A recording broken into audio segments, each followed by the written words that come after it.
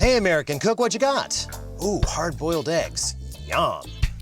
Well, they can be delicious, like little chicken balls from heaven. Of course, if one eensy-beensy thing goes wrong, they can quickly turn into sulfur-laden stink bombs from, that other place.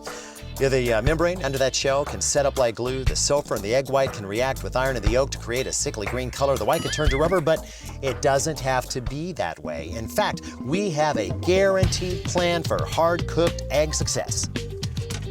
Step 1, make sure your eggs are fresh. Young eggs contain more moisture, so they cook up softer, and their membranes aren't as stout as old eggs, which means easier peeling.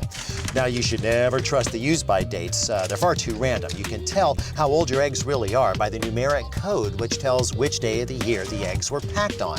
July 4th, for instance, is 135. And if you want to keep your yolk centered in the eggs, consider storing the carton on its side. But a rubber band might be a good idea. Hold that closed. There you go. Perfect. So you're thinking of boiling those, are you?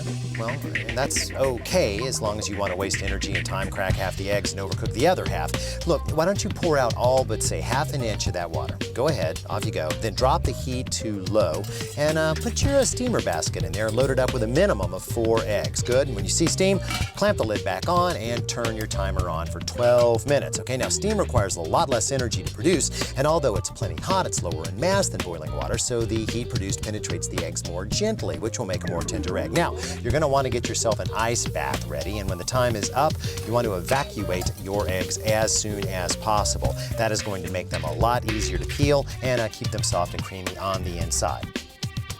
All right, 5 minutes of shock time has gone by. They are nice and cool. So crack on a level surface and then just kind of roll them around to loosen that shell. That'll make it a lot easier to remove. You can get right under that membrane, and in no time, you have undressed your egg.